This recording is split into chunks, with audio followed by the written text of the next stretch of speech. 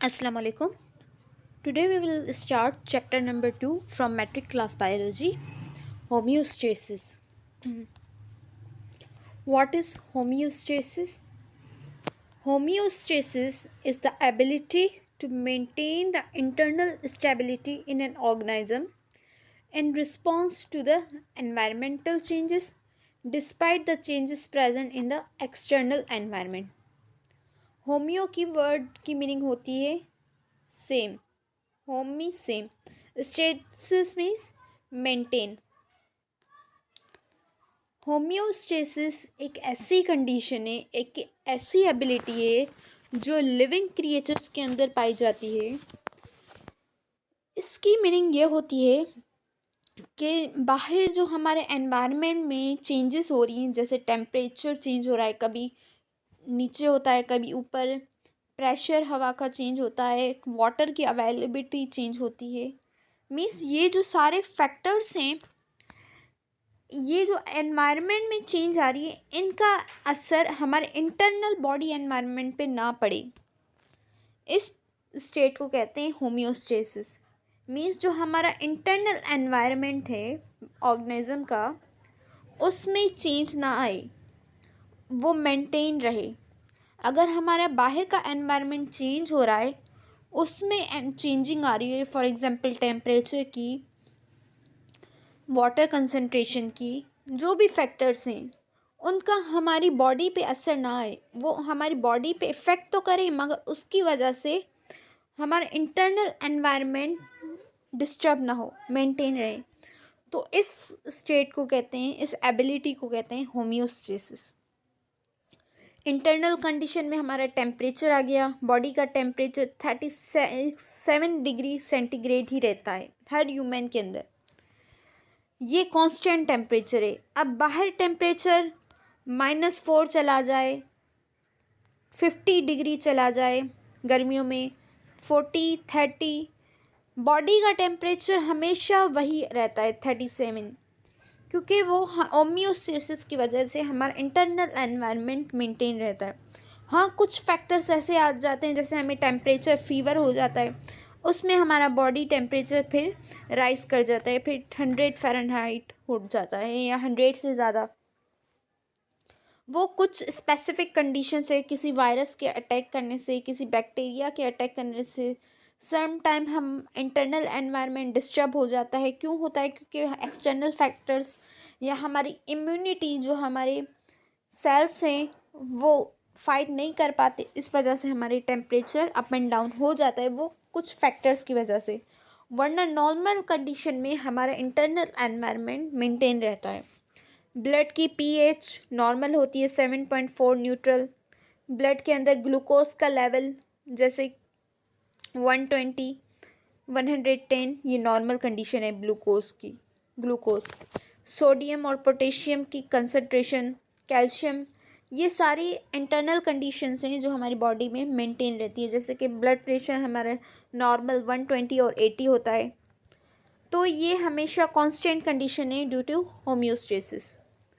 अब होम्योस्टेसिस कैसे मेंटेन रहता है, इसके लिए 3 इफेक्ट मैकेनिज्म है: इफेक्टर, रिसेप्टर और control centre. The entire process continuously work to maintain homeostasis regulation. ये तीनों चीज़ें हर टाइम हर सेकंड काम करती है ताकि हमारे बॉडी के अंदर होम्योस्टेसिस मेंटेन रहे. अब रिसेप्टर्स क्या हैं? हमारे सेंसिंग कंपोनेंट्स हैं जो हमारी स्किन के अंदर पाए जाते हैं. सेंसिंग, फॉर एग्जांपल, कोई गर्म लोहा है, हमारा उस पर हाथ लग गया या टच हो गया, हम अचानक से हाथ हटा देते हैं, क्योंकि वो हमारे जो फिंगर के अंदर, हमारे हैंड के अंदर जो रिसेप्टर्स प्रेजेंट है, जो उसको टेम्परेचर को सेंस करे, उसने सिग्नल दिया ब्रेन को, ब्रेन ने सिग्नल दिया हमारे हैंड को, फिर हमने झट से हाथ हटा लिया. तो रिसेप्टर्स हमारी पूरी ओवरऑल बॉडी के सरफेस पे, स्किन पे होते हैं, जो सेंस करते हैं कि हमारी कोई भी जो एनवायरमेंटल कंडीशन है वो डिस्टर्ब हो रही है, तो उसको सेंस कर सकें. उसके बाद जो कंडीशंस डिस्टर्बेंस आई, वो हमारी इंटीग्रेशन सेंटर में जाती है, मीन्स ब्रेन में. ब्रेन क्या करता है? उस रिसेप्टर्स को रिसीव करता है। रिसीव करने के बाद ब्रेन अपने ऑर्गन्स को, अपने ग्लैंड्स को, ब्लड वेसल्स को ऑर्डर देता है कि वो उस चीज़ को मेंटेन रखे। Effector respond command to the control centre. Effector का काम ये होता है, जो हमारा कंट्रोल सेंटर ब्रेन है वो ऑर्डर देता है हमारी ग्लैंड्स को, मसल्स को, वेजल्स को कि वो अपना मेंटेन रखें होम्योस्टेसिस। ऑस्मोरेगुलेशन, ये एक होम्योस्टेसिस फैक्टर है। ऑस्मोरेगुलेशन को कहते हैं वाटर और साल्ट की मेंटेनेंस को। हमारी बॉडी के अंदर पानी और सॉल्ट का मेंटेन रहना ऑस्मोरेगुलेशन कहलाता है। सेकेंड है थर्मोरेगुलेशन, ये भी होम्योस्टेसिस की एक फैक्टर है कि टेम्परेचर का हमारी बॉडी में मेंटेन रहना थर्मोरेगुलेशन कहलाता है। थर्ड है एक्सक्रीशन, जो हमारे टॉक्सिक सब्सटेंस होते हैं, अमोनिया, निट्रिक एसिड, क्रिएटिनाइन, जो हमारे वेस्ट प्रोडक्ट हैं, जैसे कार्बन डाइऑक्साइड ऑल्सो हमारा वेस्ट प्रोडक्ट है जो हम रिस्पायरेशन के थ्रू बाहर करते हैं। तो ये जो वेस्ट प्रोडक्ट्स हैं उनको बॉडी से बाहर निकालना एक्सक्रीशन कहलाता है। गुटेशन, गुटेशन होती है प्लांट्स के अंदर removal of water from the marginal areas of leaves through pores called हाइड्रोथोर्स। जो लीफ के मार्जिनल एरियाज हैं, मार्जिनल एरिया से मुराद है ये जो लेयर है मार्जिन, यहाँ पे भी पोर्स प्रेजेंट होते हैं। एक तो सेंटर में होते हैं ना, जिन्हें हम स्ट्रोमेटा कहते हैं, ये वाले रेड वाले। एक होते हैं हाइड्रोथोर्स जो मार्जिनल एरिया पे होते हैं, इस वाले।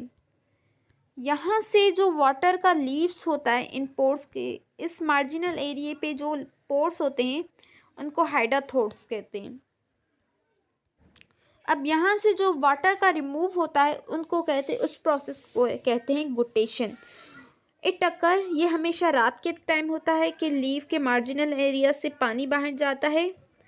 यहाँ पे पोर्स होते हैं, यहाँ पे पोर्स प्रेजेंट होते हैं, पूरी मार्जिनल एरिया पे पोर्स होते हैं, यहाँ से पानी निकलता है।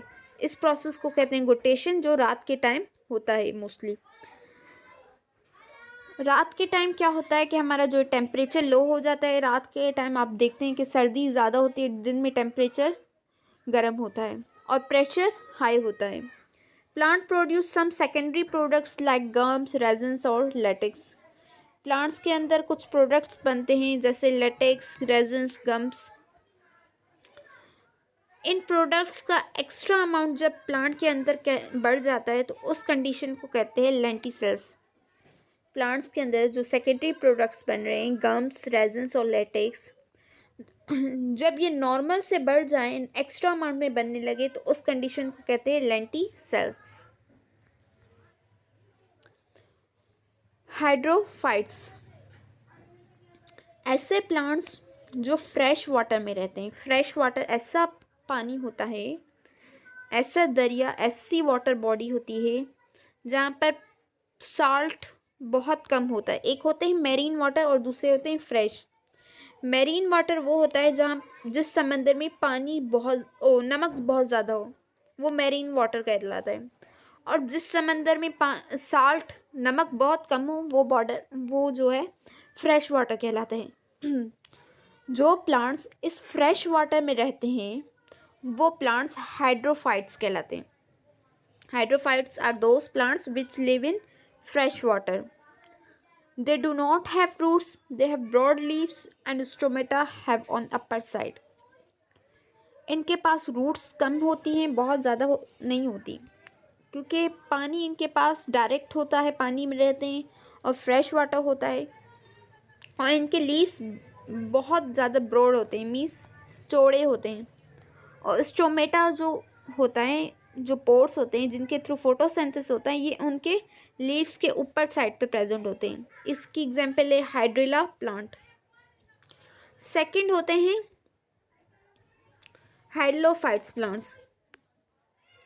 हेलोफाइट्स प्लांट्स ऐसे प्लांट्स होते हैं जो मैरीन वाटर में रहते हैं। मैरीन वाटर वो होता है जिस पानी में नमक ज़्यादा हो, saltish water. In which water moves outside the body. अब ऐसे प्लांट्स में क्या होता है कि ये नमक वाले पानी में रहते हैं तो इनमें क्या होता है, पानी बहुत ज़्यादा बाहर निकालते हैं। ये पौधे पानी अपनी बॉडी से बहुत ज़्यादा पानी बाहर निकालते हैं। कैसे निकालते, किस प्रोसेस के थ्रू? गुटेशन के थ्रू, ट्रांसपायरेशन के थ्रू, इन प्रोसेस के थ्रू ये पानी बहुत ज़्यादा बाहर निकालते हैं। और इनके अंदर कुछ साल्ट ग्लैंड्स प्रेजेंट होते हैं। अब ये जो हेलोफाइट्स प्लांट है ना, ये जिस पानी में रहते हैं वो तो साल्टी है, मगर ये इनकी बॉडी के अंदर जो है साल्ट कम होता है। ये कुदरत का एक ऐसा निज़ाम है कि जो ऐसे फ्रेश वाटर है ना, फ्रेश वाटर प्लांट्स हैं, उस पानी में साल्ट कम है, तो ये जो प्लांट्स फ्रेश वाटर में रहेंगे इनकी बॉडी में साल्ट ज़्यादा होगा। मीन्स पानी में कम है तो बॉडी में ज़्यादा होगा, और बॉडी में कम है तो पानी में ज़्यादा होगा। तो जो हेलोफाइट्स है, हेलोफाइट्स प्लांट्स साल्टिश वाटर में रहते हैं तो उनकी बॉडी में साल्ट कम होगा। तो इनकी बॉडी में साल्ट की कमी होगी, तो इनकी बॉडी के अंदर कुछ साल्ट ग्लैंड प्रेजेंट होते हैं जो कि साल्ट को स्टोर करते हैं ताकि हमारी बॉडी से नमक बाहर ना निकले, पानी बाहर ज़्यादा निकले। इसलिए वो ज़्यादा पानी बाहर निकालते हैं और साल्ट को अंदर सेफ स्टोर करते हैं, क्योंकि इनकी बॉडी में साल्ट की कमी होती है। बाहर एनवायरनमेंट में भले साल्ट हो, मगर इनकी अंदर की बॉडी में साल्ट नहीं होता। थर्ड है मीज़ोफाइट प्लांट्स।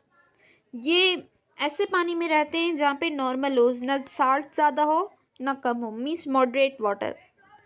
इनके बाद रूट्स भी होती हैं मॉडरेट, और इनके लीव्स भी नॉर्मल साइज़ के होते हैं। Moderate means normal. Last one है ज़ीरोफाइट्स। ये ऐसे प्लांट्स होते हैं जो जहाँ पर पानी की शदीद किल्लत हो, जैसे कि रेगिस्तान वगैरह के इलाके हैं। इनकी रूट्स जो होती है बहुत ज़्यादा गहरी होती है ताकि ये ज़मीन से ज़्यादा पानी एब्जॉर्ब कर सके, क्योंकि अब ये पानी में तो नहीं रह रहे हैं, बहुत ज़्यादा खुश्की में रह रहे हैं, तो ये ज़मीन से पानी लेने की कोशिश करते हैं, जिसकी वजह से ये डीप रूट्स होती हैं इनके पास। और इनके पास ये जो लीव्स होते हैं, ये लीव्स को मॉडिफाई करते हैं स्पाइंस में। स्पाइन कहते हैं कांटों को। जैसे कैक्टस प्लांट रेगिस्तान में होता है, वो सारे स्पाइंस होते हैं इनके, तो इनके जो लीव्स मॉडिफाई हो जाते हैं स्पाइंस में।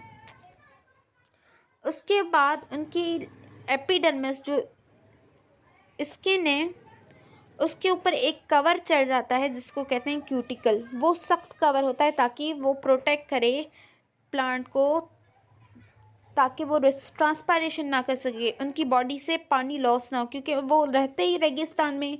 अगर थोड़ा सा बॉडी में पानी ले रहे हैं ज़मीन के थ्रू, कहीं से भी उनको मिल रहा है, तो वो भी बाहर निकाल देंगे तो वो फिर मर जाएंगे। इस वजह से वो वैक्सी क्यूटिकल अपने ऊपर ले लेते हैं ताकि पानी बाहर लॉस ना हो ट्रांसपायरेशन के थ्रू।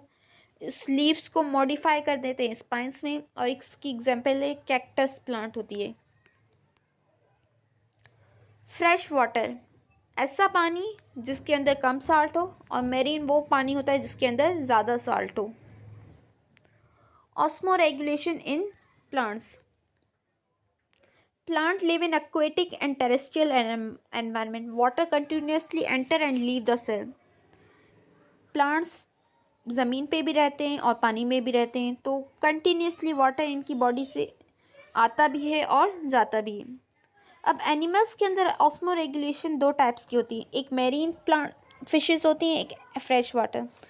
जो फ्रेश वाटर पानी में रहती है वो फ्रेश वाटर फिशेस, और मेरीन पानी में जो साल्ट वाली पानी में रहती हैं वो साल्ट वाटर फिशेस। अब जैसे मैंने आपको प्लांट्स का बताया ना कि प्लांट्स की बॉडी क्या होती है, बाहर अगर ज़्यादा पानी है, साल्ट है, तो इनकी बॉडी में कम होगा। तो इसी तरह फिशेस के साथ भी होता है कि फिशेस अगर फ्रेश वाटर में रह रही है, मीन्स इनकी बॉडी में पानी में साल्ट कम होगा, तो जो इनकी खुद की बॉडी के अंदर है ना, यहाँ पे साल्ट बहुत ज़्यादा होगा। इनकी बॉडी के अंदर बहुत ज़्यादा साल्ट होगा, पानी से ज़्यादा। तो ये कंडीशन कहलाती है hypertonic. Hypertonic body internal environment में क्या है, साल्ट ज़्यादा है, फ़िश के अंदर साल्ट ज़्यादा है तो ये हाइपर कहलाता है। Hyper means high, tonic means salt concentration. Hypertonic condition क्यों कह रहे हैं? क्योंकि जो फ्रेश वाटर फिशेस हैं उनकी बॉडी के अंदर साल्ट ज़्यादा होता है, जिसे हम हाइपरटोनिक कहते हैं। तो इस वजह से ये फिशेस पानी बहुत ज़्यादा पीती हैं और इस वजह से वो यूरिन भी बहुत ज़्यादा पास करती हैं। और ऑस्मो रेगुलेशन इसके मैरीन के अंदर अपोजिट हो गया। मैरीन फिशेस के अंदर साल्ट बहुत कम होता है बॉडी के अंदर, क्योंकि उनके बाहर एनवायरनमेंट में साल्ट ज़्यादा होता है। इस वजह से ये कहलाती हैं hypotonic. Hypo means low concentration of salt inside the body. और ये फिशेस पानी कम पीती हैं ताकि, और इस वजह से ये यूरिन भी कम पास करती हैं। Restriction urine. Osmo conformers. अब ये ऐसे होते हैं एनिमल्स या प्लांट्स जो अपना ऑस्मोटिक प्रेशर मेंटेन रखते हैं बाहर और अंदर, जैसे स्टारफिश, जेलीफिश, लॉबस्टर्स। ये ऑस्मो कंफर्मर्स हैं। मतलब इनका जैसा ही बाहर का एनवायरनमेंट होगा वैसा ही अंदर का होगा। जैसे हमने मेरीन और फ्रेश वाटर में पढ़ा कि दोनों अपोजिट होते हैं, बाहर साल्ट ज़्यादा है तो अंदर कम होगा, अंदर ज़्यादा है तो बाहर कम होगा। मगर ऑस्मो कंफर्मर्स में क्या होगा कि बाहर जैसा एनवायरनमेंट है वैसा ही अंदर होगा। Osmoregulation in terrestrial animals. Among various animals, only arthropods vertebrates are most successful. पानी, अब जाहिर है जो एनिमल्स खुश्की पे रह रहे हैं वो ज़्यादा पानी लॉस करेंगे, तो इस तरह एनिमल्स सरवाइव नहीं कर पाएंगे, मर जाएंगे। तो उनमें से जो सक्सेसफुल है वो आर्थ्रोपोड हैं और वर्टिब्रेट्स, जिसमें हम ह्यूमंस भी आ जाते हैं। They have developed number of strategies to maintain osmoregulation in body fluid. अब ये स्ट्रेटजीज अपनाते हैं ताकि इस एनवायरनमेंट में, इस खुश्की वाले एनवायरनमेंट में रह सकें। जैसे कि वाटरप्रूफ स्किन होती है हमारी एपिडर्मिस स्किन। हम ह्यूमंस की स्किन क्या है? स्किन एपिडर्मिस है, वो हाईली कैरेटिनाइज्ड होती है।